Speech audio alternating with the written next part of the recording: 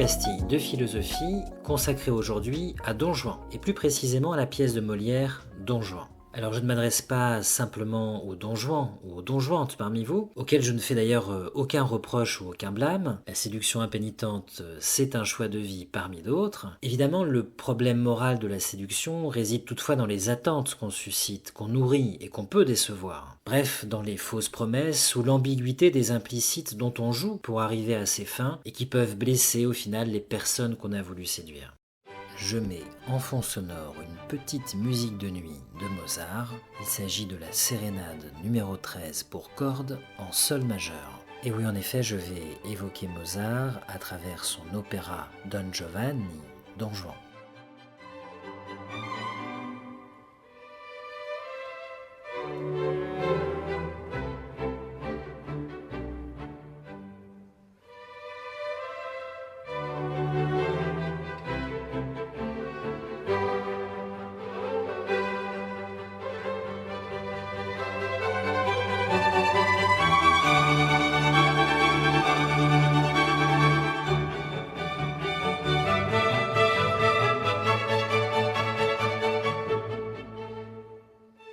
J'indique deux choses en passant avant d'entrer dans le vif du sujet. Premièrement, la séduction consiste souvent à dire à une personne ce qu'elle attend qu'on lui dise, c'est-à-dire ce qu'elle attend de s'entendre dire. Autrement dit, la séduction consiste souvent dans le fait de faire miroiter à une personne une chose qui pourrait la satisfaire ou la combler. La séduction vise aussi le fait de suggérer à l'autre un consentement, une acceptation qu'on espère gagner et qui n'est pas encore acquise. Bref, c'est une conquête qui consiste à convaincre l'autre de son désir, à le persuader, à l'envoûter. Je prends un exemple célèbre tiré de l'opéra de Mozart qui s'appelle justement Don Juan, Don Giovanni. Dans cet opéra, Don Juan promet à Zerlina, qui est une jeune paysanne, qui doit se marier avec un autre personnage qui s'appelle Masetto, Don Juan lui promet de prendre sa main, de se marier avec elle. Évidemment, il lui fait miroiter un beau mariage, ce qu'elle désire au fond d'elle. Il anticipe alors cet événement et il suggère à Zerlina, de façon presque hypnotique, qu'elle lui dira oui lors de cette cérémonie fantasmée de mariage. C'est une façon de la gagner à lui par anticipation. Alors je ne peux pas vous chanter le passage, sinon je pense qu'il va pleuvoir chez vous, mais je peux vous en lire un extrait. Donc Don Giovanni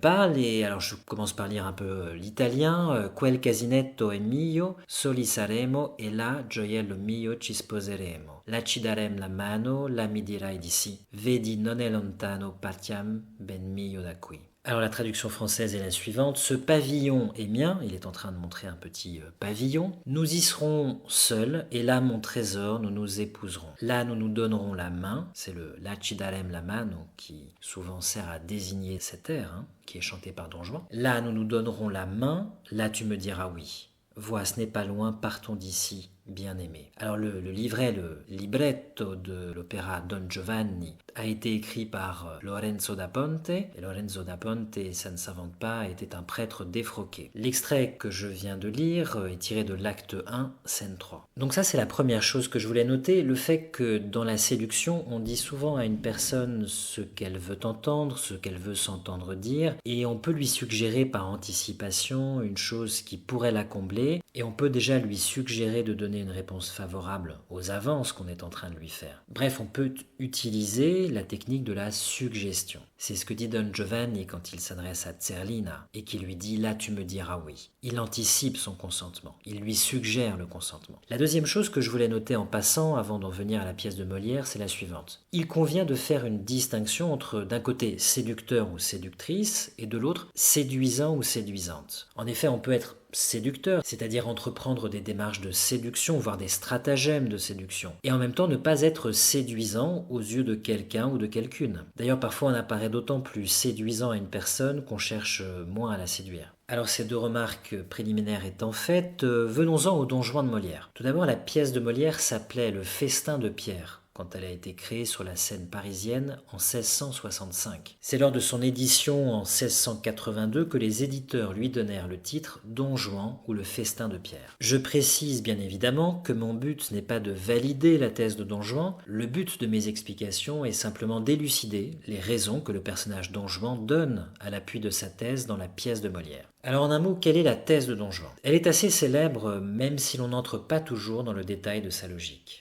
Sa thèse est qu'en matière d'amour, la fidélité est injuste. Être juste en amour, c'est être ce qu'on qualifierait ordinairement comme infidèle envers les personnes aimées. Le personnage de Don Juan dans la pièce de Molière formule son raisonnement à l'égard des femmes, mais on peut tout à fait tenir le même raisonnement à l'égard des hommes. Que nous dit précisément le personnage de Don Juan dans la pièce de Molière? Il considère la beauté des femmes en général, c'est-à-dire de toutes celles qu'on peut rencontrer. On peut aussi dire la beauté des hommes si l'on veut inverser la situation. Or, qu'est-ce que la beauté selon Don Juan? Eh bien, la beauté, c'est un mérite, c'est une qualité, une propriété remarquable. C'est presque l'équivalent, la beauté, sur le plan physique, d'une vertu sur le plan moral. C'est une perfection, et une perfection comme la beauté ouvre donc un droit à la reconnaissance. En effet, tout bien doit être apprécié, estimé, reconnu, aimé à la mesure de ce bien. Plus un bien est excellent, et plus il mérite l'éloge, l'hommage, l'affection ou le désir. La beauté est donc un droit à la reconnaissance. Et ce droit à la reconnaissance, c'est le droit d'être aimé. En effet, la beauté suscite, ou en tout cas elle oblige à faire un éloge, à rendre hommage, à reconnaître la qualité remarquable qu'elle représente. Or, cette reconnaissance de la beauté sur le plan sentimental, sur le plan du cœur, qu'est-ce d'autre que l'affection, le désir ou l'amour? L'amour apparaît donc comme une juste rétribution des mérites qui sont propres aux personnes qui sont belles. D'un côté donc, on a la beauté comme mérite. De l'autre, qu'est-ce qu'on a? Sur quoi repose la fidélité selon Don Juan? Eh bien, la fidélité à une personne repose tout simplement sur l'antériorité d'une rencontre. On a rencontré une personne, un homme ou une femme, qu'on s'est mis à aimer, en raison de ses mérites, notamment de sa beauté,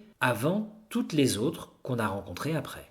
Et donc cette rencontre est présentée par Don Juan dans l'acte 1, scène 2 de la pièce de Molière, comme un fait accidentel, un fait fortuit, bref, un fait arbitraire, uniquement lié au hasard, à la contingence, aux aléas de la vie. Évidemment, présentée comme cela, la rencontre amoureuse antérieure d'une personne qu'on aime ou qu'on a aimée est privée de toute légitimité.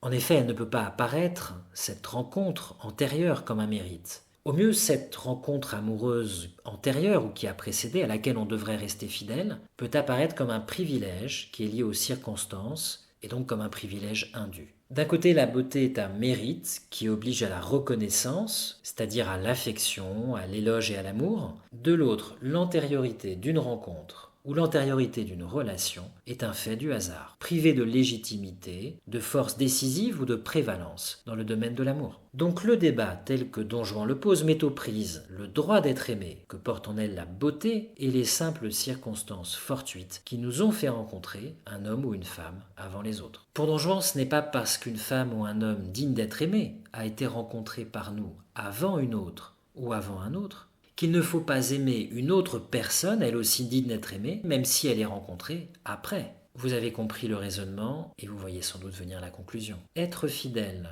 à une femme ou à un homme revient tout simplement à refuser aux autres femmes, aux autres hommes qu'on pourrait rencontrer plus tard, le droit d'être aimé. Alors je vous lis l'extrait célèbre de la pièce de Molière où Don Juan présente son éloge de l'inconstance. C'est dans l'acte 1, scène 2. Il discute alors avec son valet Sganarelle et son valet Sganarelle commence par lui faire des reproches touchant son infidélité amoureuse.